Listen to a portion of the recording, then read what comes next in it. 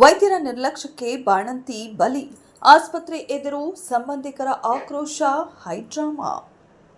ವೈದ್ಯರ ಎಡವಟ್ಟಿನಿಂದಾಗಿ 2 ತಿಂಗಳ ಹಿಂದೆಯಷ್ಟೇ ಮಗುವಿಗೆ ಜನ್ಮ ನೀಡಿದ್ದ ಬಾಣಂತಿಯೊಬ್ಬರು ದಾರುಣವಾಗಿ ಸಾವನ್ನಪ್ಪಿರುವ ಘಟನೆ ಚಿಂತಾಮಣಿ ನಗರದ ಸರ್ಕಾರಿ ಮಹಿಳಾ ಮತ್ತು ಮಕ್ಕಳ ಆಸ್ಪತ್ರೆಯಲ್ಲಿ ನಡೆದಿದೆ.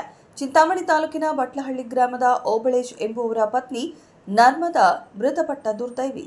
2 ತಿಂಗಳ ಹಿಂದೆಯಷ್ಟೇ ಗಂಡು ಮಗುವಿಗೆ ಜನ್ಮ ನೀಡಿದ್ದ ನರ್ಮದಾ ಅವರಿಗೆ 2 ಮಕ್ಕಳಿದ್ದಾರೆ.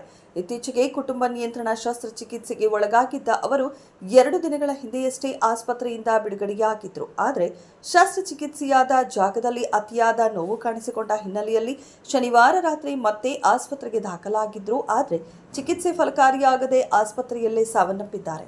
ವೈದ್ಯರ ನಿರ್ಲಕ್ಷ್ಯವೇ ಈ ಸಾವಿಗೆ ನೇರ ಕಾರಣ ಎಂದು ಕುಟುಂಬಸ್ಥರು ಗಂಭೀರವಾಗಿ ಆರೋಪಿಸಿದ್ದಾರೆ.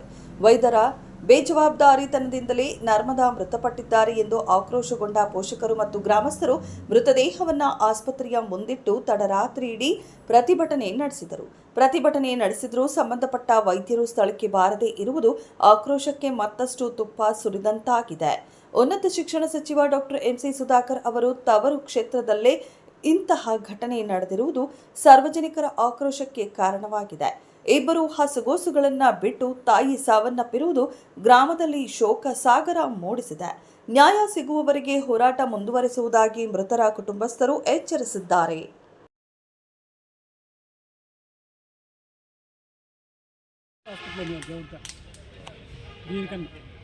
వాళ్ళని బచ్చిగా చూస్తారు. ఈ కోతి ముందు పువ్వు పెట్టి దీనికి ఆడతాయి. లేదా నువ్వు రాసిచ్చాయి కదా, ఇక ఇట్లా అయిపోయింది ప్రాబ్లం. నువ్వు ఎక్కడైనా వేరే చేయించుకో, లేదా చూపించుకున్నాం కదా. లేదు మేము అన్నీ బాగా చేసేసినాము, మేము నీట్గా చేసేసినాము నారాయణ డాక్టర్ పట్ల వీళ్ళంతా స్కానింగ్ చూపిస్తా అంటే స్కానింగ్ రాసేది ఒప్పుకోదు. కరెక్ట్గా 7:30 అయింది మామ భోజనం. ಇಲ್ಲೇ ಮಾಡ್ತಾರೆ, ಚಿಕ್ಕಬಳ್ಳಾಪುರ ಮಾಡ್ತಾರೆ. ಹಂಗೆ ನಮಗೆ ಬಾಡಿನ ಎಲ್ಲಿ ನಾವು ದಫನ್ ಮಾಡ್ಕೊಳ್ತಾರೆ. ಇಲ್ಲಿ ఇరవై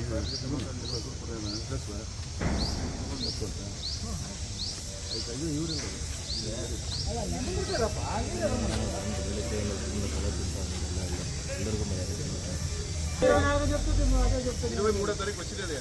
23వ తారీఖు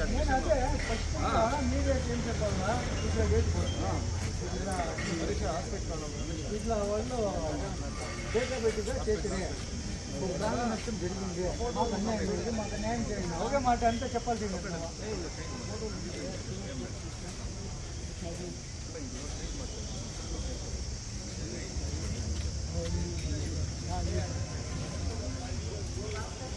ಅದನ್ನ ನಮ್ಮ ಗಮನಕ್ಕೆ ತಿಳಿಸಿಲ್ಲ. ಆ ಹುಡುಗಿ ಪ್ರಜ್ಞೆ ಬಂದಾಗ ಹಿಂಗೆ ನಡೆದಿದೆ, ಮಾತಾಡ್ತಿದ್ರು, ನನಗೇನೋ ಕೆಟ್ಟಾಗಿದೆಯಂತೆ, ನಾನು ಸತ್ತೋಗ್ತೀನಂತೆ ಅಂತ ಮಾತಾಡೋರು ಇವ್ನಿಗೆ ಹೇಳಿದ್ದಾರೆ ಪ್ರಜ್ಞೆ ಬಂದಾಗ. ಮತ್ತೆ ಇವನೇನು ಮಾಡ್ತಾನೆ, ಬಾವ ಎಲ್ಲಿದೆ ಬಾ ಅಂತ ನಾನು ಕರ್ಕೊಂಡು ನನಗೆ ಹೇಳ್ತಾರೆ. ನಾನು ಡಾಕ್ಟರ್ ಹತ್ರ ಮಾತಾಡ್ತೀನಿ. ಡಾಕ್ಟರ್ ನಿಜ ಹೇಳ್ತಾರೆ, ಈ ಥರ ಕೆಟ್ಟಾಗಿತ್ತು, ಅದೆಲ್ಲನೂ ರಿಪೇರಿ ಮಾಡಿದ್ದಾರೆ ನಾನು ಅಂತ. ಸರಿ ಹೆಂಗೆ ಸರ್ ಏನು ಸರ್, ಏನೂ ಪ್ರಾಬ್ಲಮ್ ಇಲ್ಲ ಅಂತ ಹೇಳ್ಬಿಟ್ಟು ಸುಮಾರು 16 ದಿನದಿಂದ ಹಾಸ್ಪಿಟಲಲ್ಲಿ ಇಟ್ಕೊಂಡಿದ್ವಿ. ಮೊನ್ನೆ ಬಂದ್ವಿ ಕೇಳಿದಾಗ ಏನಾಯಿತು, ಸಂತೋಷ್ ಸರ್ ನಮ್ಮ ಫೋಟೋನೆಲ್ಲ ತೋರಿಸ್ಬಿಟ್ಟಿದ್ದು, ನೋಡಿ ಎಲ್ಲ ವಾಸ ಆಗಿಬಿಟ್ಟಿದೆ, ಇದು ಸ್ವಲ್ಪ ಇದೆ, ಇದನ್ನು ಡಿಸ್ಚಾರ್ಜ್ ಮಾಡಿ ದಿನಕ್ಕೆ 4 ಸತಿ ಹೇಳೋರು ಡಿಸ್ಚಾರ್ಜ್ ಮಾಡಿ ಅಂತ ವಾಣಿ ಮೇಡಮ್. ಯಾಕಂದರೆ ಅವ್ರಿಗೆ ಗೊತ್ತಿತ್ತಲ್ಲ. ಹಂಗಾಗಿ ಈಗ ನಮ್ಮ ವಾದ ಏನು ಅಂತಂದರೆ, ಮಗು ಸಾವು ಕಾರಣ ವಾಣಿ ಮೇಡಮ್ಮ, ನಾರಾಯಣ ಸ್ವಾಮಿ ಸರ್ ಒಳ್ಳೆ ಸರ್ಜನ್ ಆಗಿರ್ಬೋದು, ಆದರೆ 2ನೇ ಆಪರೇಷನ್ನ ಕರಡು ರಿಪೇರಿ ಮಾಡುವಾಗ ನಮಗೆ ತಿಳಿಸಿಲ್ಲ ವಿಚಾರ. ಹಾಗಾಗಿ ಅವರು ಮತ್ತು ಅವ್ರ ಸಿಬ್ಬಂದಿ ಏನಿದೆ ಅವ್ರ ಮೇಲೆ ಎಲ್ಲನೂ ಕಾನೂನುಬದ್ಧವಾಗಿ ಕ್ರಮ ಜರುಗಿಸ್ಬೇಕು ಅಷ್ಟೇ. ನಮ್ಮ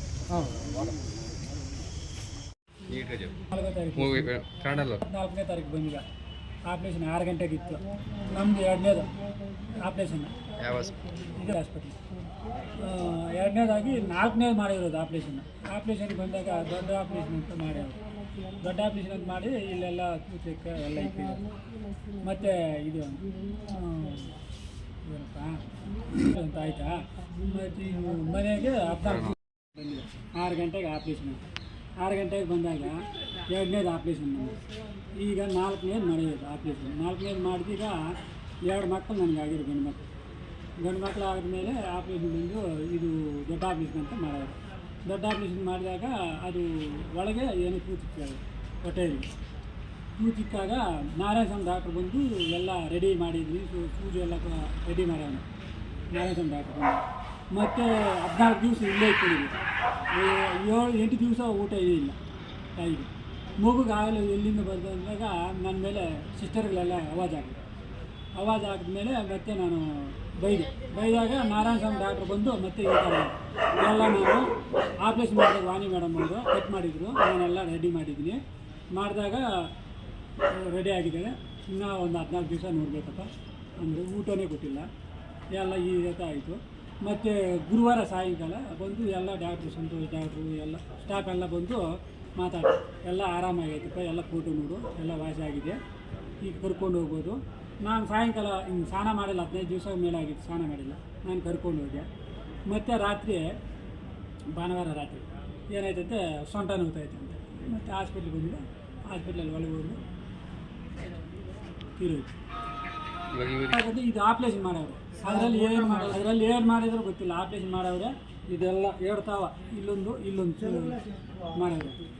ಮಾಡಿಬಿಟ್ಟು ಇದು ನಮಗೆ ಏನು ಗೊತ್ತಾಗಿಲ್ಲ ಅಂತ ಎಲ್ಲ ನಮ್ಗೆ ಗೊತ್ತಾಗಿಲ್ಲ. ನಾನು ಅವಾಜ್ ಆದಮೇಲೆ ನಾರಾಯಣ ಸ್ವಾಮಿ ಡಾಕ್ಟ್ರ್ ಬಂದು ಈ ಥರ ಹಿಂಗೆ ಮಾಡಿದ್ದಾರೆ, ಕಟ್ ಮಾಡಿದ್ರು, ನಾನು ರೆಡಿ ಮಾಡಿದ್ದೀನಿ, ಎಲ್ಲ ವಾಸಿಯಾಗಿದೆ, ಎಲ್ಲ ಹಾಸ್ಪಿಟ್ಲ್ ಬಿಲ್ಲು ಎಲ್ಲ ಆಚೆನೆ, ಎಲ್ಲ ಇದೇ ಮೆಡಿಕಲ್ ಸ್ಟೋರಲ್ಲಿ 27,000 ಮೆಡಿಕಲ್ ಬಿಲ್ಲು ಎಲ್ಲ ಹಾಕಿದ್ದೀನಿ.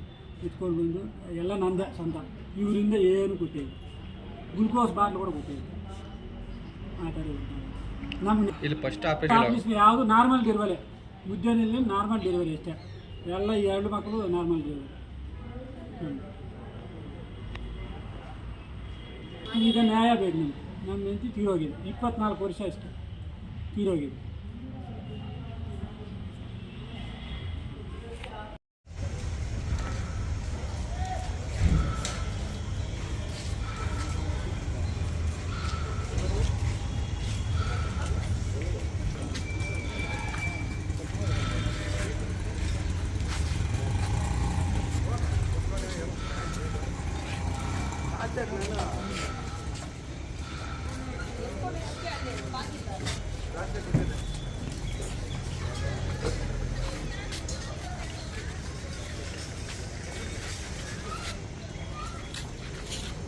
ಸುಧಾಕರ ಹಿಂದೆ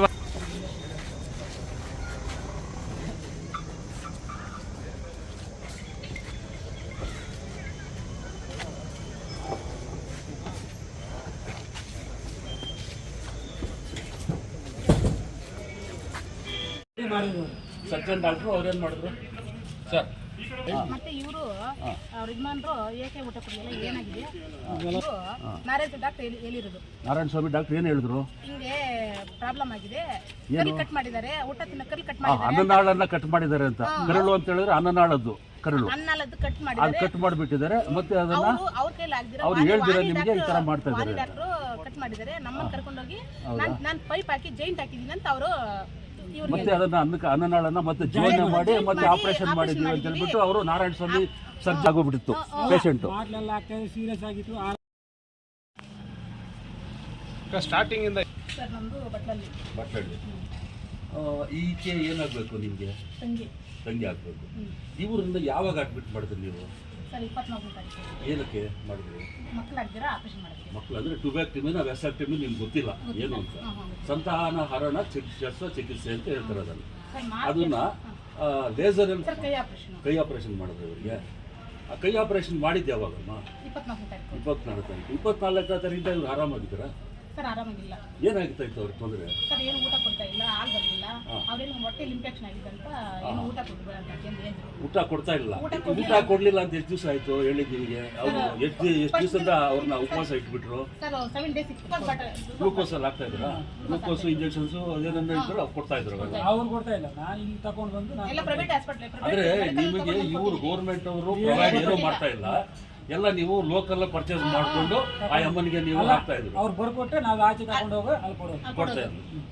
ನೋಡಿ, ಯಾಕೆಂದ್ರೆ ಹೇಳಿದ್ರೆ ಗೌರ್ಮೆಂಟ್ ಹಾಸ್ಪಿಟಲ್ ಬೇರೆ ಕಡೆ ಬರ್ಕೊಡ್ದು ಅಂತ ಸರ್ಕಾರ ನಿಯಮ ಇದೆ, ಆಮೇಲೆ ಸರ್ಕ್ಯುಲರ್ಗಳಿದೆ. ಆ ಸರ್ಕ್ಯುಲರ್ಗಳನ್ನ ಪಕ್ಕಾ ವೈಲೇಷನ್ ಮಾಡಿದ್ದಾರೆ ಅಂತ ಹೇಳ್ಬಿಟ್ಟು ಅವ್ರ ಬಾಯಿನಲ್ಲಿ ಹೇಳ್ತಾ ಇದ್ದಾರೆ. ಆಮೇಲೆ ಇವರನ್ನ ಯಾವತ್ತು ಹೆಚ್ಚು ಕಮ್ಮಿ ಜಾಸ್ತಿ ಸೀರಿಯಸ್ ಆಯಿತು? ನೆನ್ನೆ ಸಾಯಂಕಾಲ ಸೀರಿಯಸ್ ಆಯ್ತಾ? ಏನ್ ಹೇಳ್ತಾ ಇದ್ರು ಅವ್ರಿಗೆ? ನಿಮ್ಗೆ ಏನ್ ಹೇಳಿದ್ರು ಇವ್ರು ಪಾರ್ಟಿ? ಈ ಅಮ್ಮ ಬೊಕ್ಕಲು ನೊಪ್ಪು ತೆಲುಗುಲನ್ನು ಚಪಾತಿ ನೋವು ಅಂತ ಹೇಳಿದ್ರು. ಆಂಬುಲೆನ್ಸ್ ಕರೆಸಿ ಆಂಬುಲೆನ್ಸ್ ಅಲ್ಲಿ ಕರ್ಕೊಂಡು ಬಂದ್ವಿ. ಕರ್ಕೊಂಡು ಒಳಗಡೆ ಕಳಿಸಿದ್ವಿ. ಅಲ್ಲೇ ಡೆತ್ ಆಗ್ಬಿಟ್ಟು ಒಳಗಡೆ ಡೆತ್.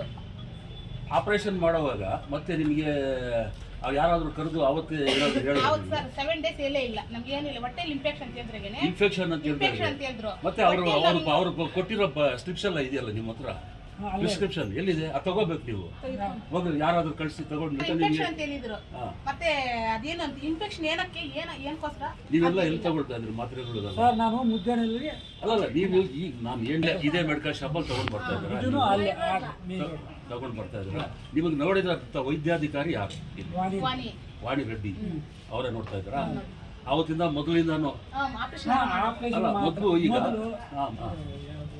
ನೀವು ನಮ್ಮೂರಿಗೆ ಬರ್ತಾರೆ ಅಲ್ಲ ಎಲ್ಲಾದ್ರೂ ಇರ್ಲಿ ನೋಡ್ತಾ ಇದ್ರು ಆಪರೇಷನ್ ಮಾಡಿದ್ದು ಇವರೇ ವಾಣಿ ರೆಡ್ಡಿ ಮಗು ನೋಡ್ತಾ ಮಗು ನೋಡ್ತಾ ಇದ್ದಿದ್ದು ಯಾರು ಈ ಮಂಜುನಾಥ್ ಆಸ್ಪತ್ರೆ ಇದ್ದಾರೆ ಅವರು ಮೊದಲು ನೋಡ್ತಾ